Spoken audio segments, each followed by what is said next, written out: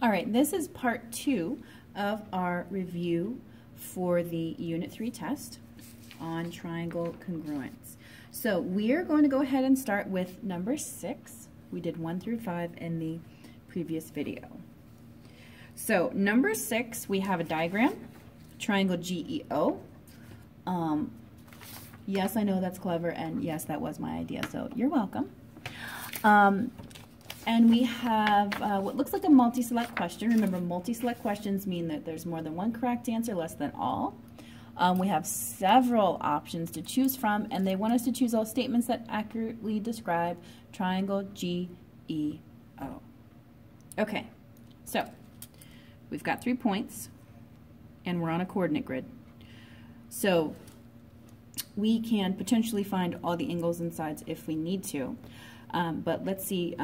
Let's look at our answer choices to see what we need to find. So GEO is a right triangle. All right, so what we need to see, we either need the angles or the sides to see if they're perpendicular. Sorry, I started to write in cursive there. So we need angles or sides. If we can see that two sides are perpendicular, or we can use the Pythagorean theorem or something, we could determine that if that's a right triangle. If it's equilateral, you need the sides for that to see if they're all the same length. Or if we knew all the angles were the same. But looking at this, they do not appear to be the same, just because you can see how many squares they go through. Is it an isosceles triangle? Again, you need the sides for that. Or if we knew two angles were the same, that would work, but we don't know because we can't tell. Is it a scalene triangle? Could be. You need the sides for that. Clearly we need the sides here, and then angle measures. All right, so let's look and see what we can figure out on here using our coordinates. So the first thing I'm going to look for, because, and this is only because the first option is for a right triangle, is I want to see if any of the sides are perpendicular. Because if any of the sides are perpendicular, that would answer the question if it's a right triangle. And this really is looking like a right angle. This is not a right angle. I could bust out a protractor and measure that. This, of course, you don't have that on your test, right? This is not a right angle. Okay, but maybe this is. So let's, I don't know, let's see. I don't know. All right, so I want to look at the slopes of the 3 sides. So I want to look at the slope of GE. I want to look at the slope of EO. And I want to look at the slope of GO. Go. All right. So the slope of GE, I'm going to count how far up and to the right. So that's 1, 2, 3, 4. 1, 2, 3. All right, so that's up 4, right 3. So that is a slope of 4/3 for that side. EO is down and to the right. So it's going to be negative. So this is 1, 2, 3, 1, 2, 3. It's right there. So 1, 2, 3, and then to the right, 1, 2, 3, 4. And I'm counting squares, by the way. So we went down 3 and to the right 4. Ha-ha! Look at that. These are opposite reciprocal slopes, which means that these two are perpendicular. So GE is perpendicular to EO because those are opposite reciprocal slopes. So what I'm going to do is I'm going to go ahead and I'm going to draw a right angle symbol because those are definitely perpendicular. Now, just for good measure, let's count the slope here, just for fun. Just for fun. So I'm going to go up 1 and to the right 1, 2, 3, 4, 5, 6, 7. All right, well, that doesn't really have any relationship to either of the other 2 slopes, but it was fun to count, wasn't it? All right, so we definitely have a right triangle, so that's an answer, okay? Now, if we have, just using process of elimination here, if we have a right triangle, we cannot have an equilateral triangle because equilateral triangles have all angles equal to 60 degrees because they're all congruent. Therefore, cannot be option B. This could still be isosceles and it could still be scalene. So we have to figure out a little bit more. And then if we look down here, angle G congruent to angle E. Well, if this is a right angle, which it is because these lines are perpendicular, if this is a right angle, then angle G cannot be congruent to angle E because you can't have more than one right angle in a triangle. That's one of the things we talked about. So we can scribble that one out. Now, angle G equal to angle O, they could be if these are the same length, which would make it isosceles. So let's look at the side lengths now. Okay. So what I'm going to do to find the side length, if you guys are looking here, there's a right triangle right here that forms where this is the hypotenuse, and there's a right triangle right here that forms the hypotenuse. So I am going to just make that is a triangle right there, and then in a different color, and maybe I'll highlight this too so you guys can see it a little more gooder. All right, so this is a right triangle right there, and this is a right triangle right here, and down below is yet another right triangle.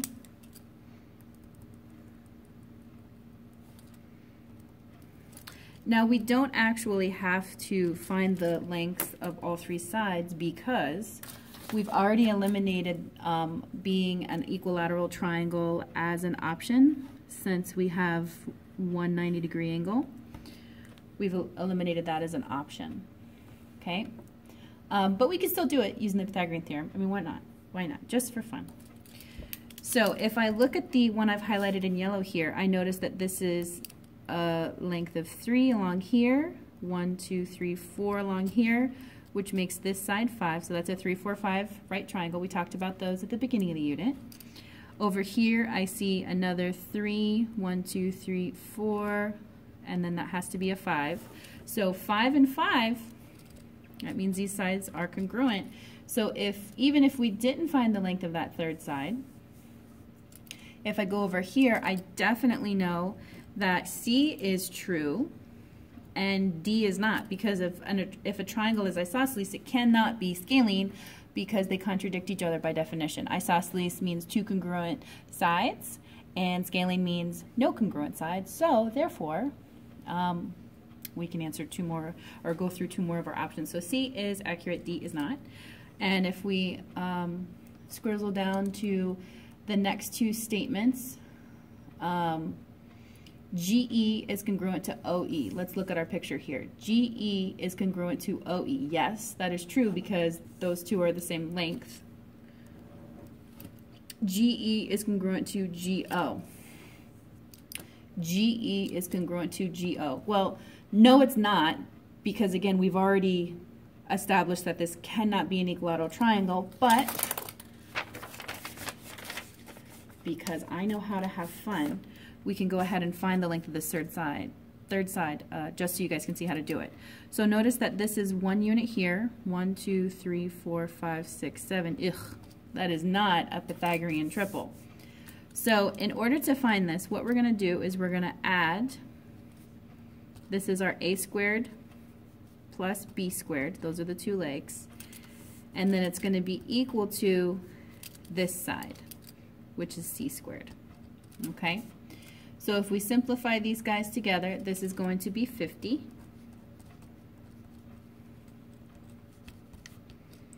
And then to undo squaring c, we're going to take the square root,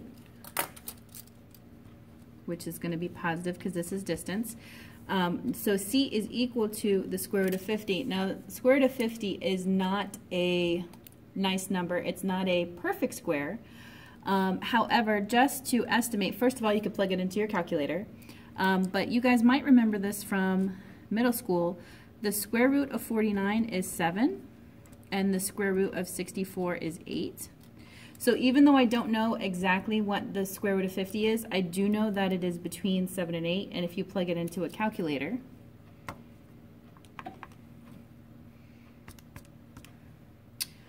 it's 7.07, right? So it's actually approximately 7.07. So you can always use a calculator to figure that out if it's not a perfect square, or you can estimate it, at least have a range of what it is. But if it's between 7 and 8, then it's clearly not congruent. All right. So this side here is approximately 7.07. All right. Which is enough again to establish that it's not equilateral. So this cannot be true. All right. And then the last statement here, angle G is congruent to angle O. Well, if we look at our isosceles base angle theorem, boom, or the definition of an isosceles triangle, which is basically what this is, if two sides of a triangle are congruent, the angles opposite those sides are congruent. So just knowing that these two sides are the same, we automatically know that these two angles are the same, the base angles. All right. So that one incorporated a whole lot of information in one problem. There it is again. All right. We counted the slope to see if any lines were perpendicular, because this really looked like a right angle, and it was. We established that with slope right there. They were opposite reciprocals. And then we found the lengths of the sides, and then further classified the triangle. And those are the correct answers, A, C, E, and H. All right, moving along. We have a picture, and we have a lot of information in this picture. L is the midpoint of AB, N is the midpoint of BC, M is the midpoint of AC, and then they give us some measurements. So let's go ahead and label our picture here. All right. L is the midpoint of AB. So if L is the midpoint of AB, we know that A, L, and BL are congruent. So I'm going to put some tick marks. And then N is the midpoint of BC. So if N is the midpoint of BC, we can put more tick marks. All right. And lastly, we have M is the midpoint of AC. So if M is the midpoint of AC, then we can say that these are congruent. Now they give us some numbers, but they want us to find the perimeter of parallelogram LMNB. So I'm going to highlight what we're looking for. LMNB.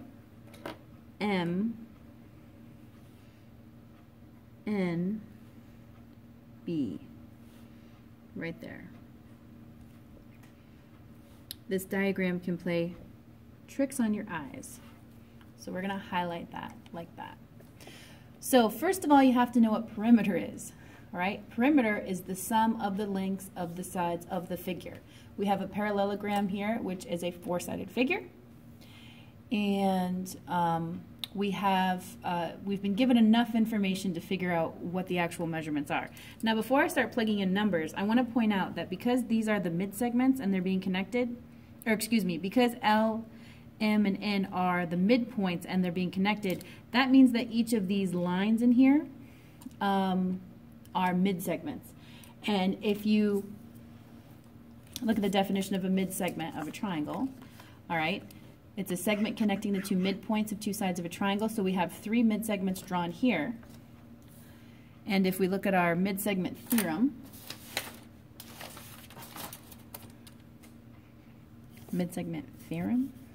maybe, triangle midsegment theorem right here, all right, it states that each midsegment of a triangle is parallel to its base and half of its length. So whether or not it's parallel is not super beneficial here, because we're not really concerning ourselves with any angles, but the fact that the base is half of its length is very important. All right, so if this midsegment is parallel to this base, all right, these two guys are parallel, this is exactly half of this. So guess what? This is the same length here. All right. Here, this midsegment is right here, so it's exactly half of this length.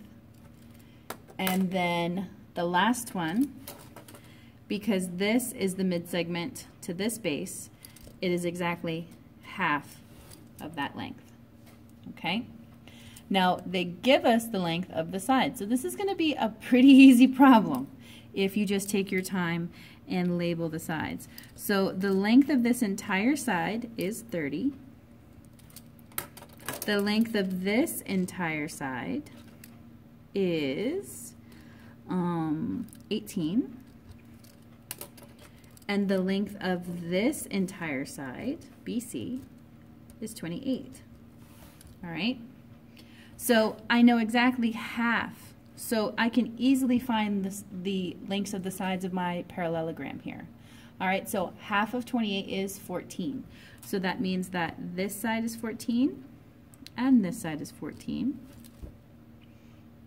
All right, and I don't even need the third side here, but I labeled it just so you guys could see. And then on the other side, because I have the blue tick marks, single tick marks here, exactly half of 30 would be 15. So this is 15 here, and this is 15 here. So all I have to do are add up the four sides of my parallelogram. So let's go ahead and do that. Let me get a different color here. So my four sides are 15 plus 14 plus 15 plus 14. Right?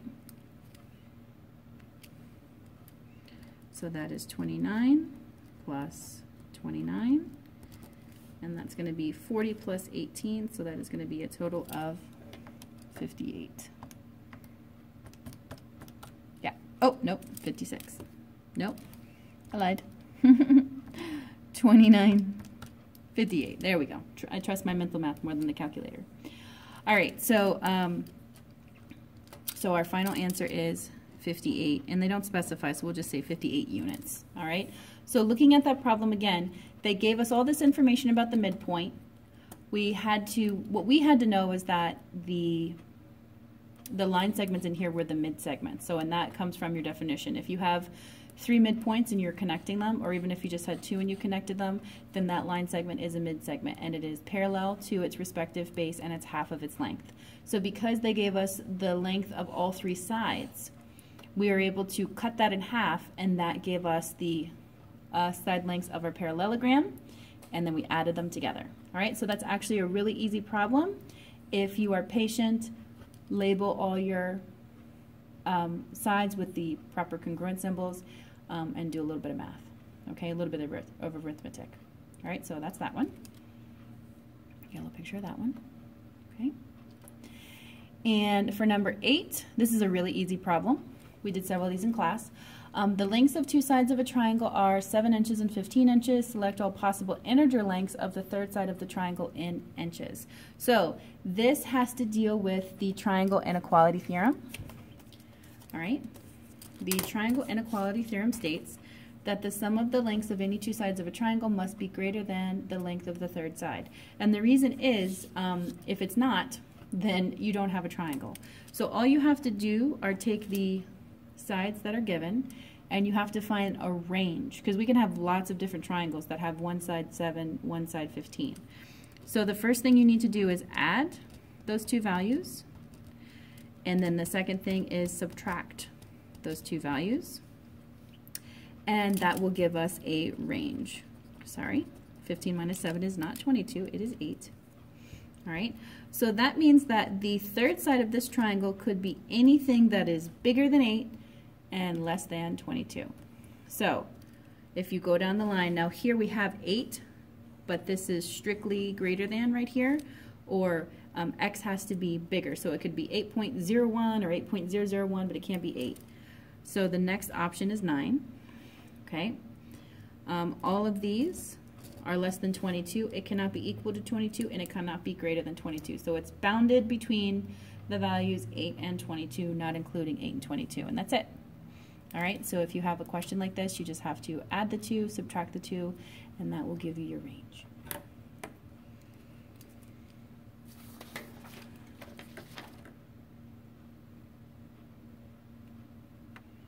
All right, so let's go ahead and do number 9, because this one's also pretty pretty quick, okay?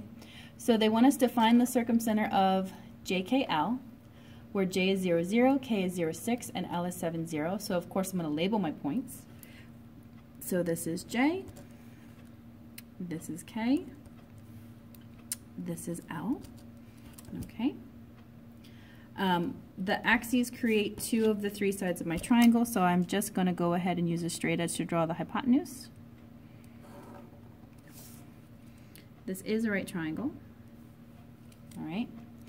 Now, to find the circumcenter, you got to know what that is. Okay. So the circumcenter of a triangle is the point at which the perpendiculars bisect the sides of the triangle. Excuse me. The point at which the perpendicular bisects of the sides of the triangle intersect, and it's equidistant from all 3 vertices. All right. So that's great if you know what a perpendicular bisector is. So perpendicular bisector of a triangle is a line passing through the midpoint of each side, which are also parallel to that side. Great. So a line passing through the midpoint of each side. Well, you better know what perpendicular is, but hopefully you know what a midpoint is. In case you don't, a midpoint is a point on line segment that's equidistant from both ends. And if you guys don't know what perpendicular means at this point in geometry, in the year 2018, okay? Perpendicular does in fact mean 2 lines that intersect at a 90-degree angle. So what we need to do is we need to find a midpoint, graph a line at a 90-degree angle to the side of the triangle, okay, that cuts it in half, and where all 3 of them intersect is where we're going to find the circumcenter. So there's a lot of terminology in that one problem. Right? Now the good news is that this is ridiculously easy. These are nice numbers. All we've got to do to find the midpoints is to count. Okay? So from J to K, since it's 6 units, my midpoint is going to be at 3. And let's go ahead and call that M. From J to L, my midpoint, if it's 7 units, we know that directly in half of 7 is 3.5. I have a nice fraction line here. All right. Now, because we have a perfectly vertical line and a perfectly horizontal line, I'm not going to worry about the... Oh, yeah, we could do that, couldn't we? So we have halfway here, halfway here.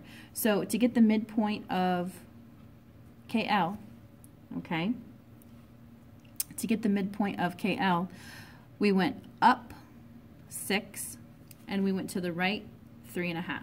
Or excuse me, we went to the right 7 to get to that point.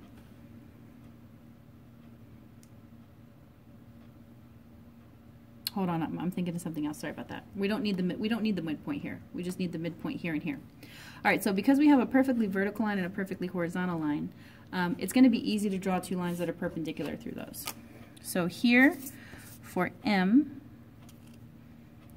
the perpendicular bisector of JK is going to be right here, and through N, the perpendicular bisector is going to be a perfectly vertical line. This is a really easy problem, easier than the ones that we did in class for sure. So these are both perpendicular, all right, and notice that where they intersect is on the hypotenuse. Now there is another line, and I'm just going to graph it right here.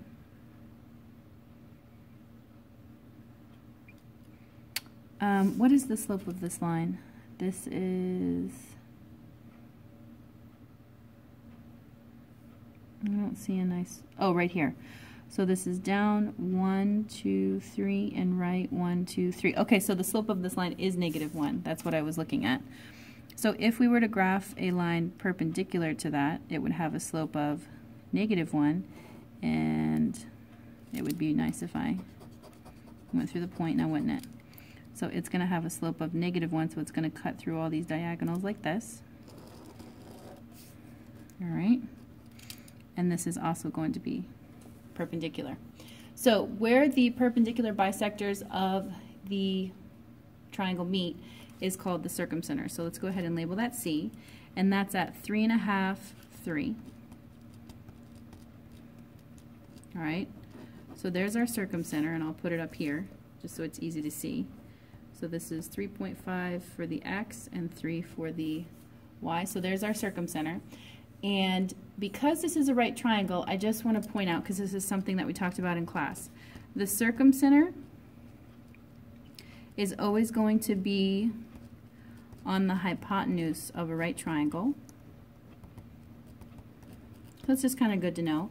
And then another cool fact, I'm going to bust out the compass here, is that this is the center of the circle that passes through the 3 vertices. So let's clear the desk here. Clear the desk. I'm going to fold my paper in half so I can spin it around more easily. All right, so there is my center. So what I'm going to do is I'm going to take my compass. Remember the proper way to hold the compass, 1 finger on the front, 2 on the back, right? No squeezing, these aren't chopsticks. So I'm going to put my pointer on the center, on the circumcenter, and I'm going to measure it so that it is on the vertice of a triangle, all right? And that's close enough. I'm going to lean it. I got to shrink it a little bit, squeeze it a little bit. So this is on one of the points in my triangle, one of the vertices. And remember, you rotate the paper, not the compass. All right? So I set the compass width to from the center to one of the vertices, and then I swung it around. So the circumcenter is the center of the circle that passes through the 3 vertices, and I just think that that is super cool. All right? And a great place to end our video. There we go. See you in the next one, part 3.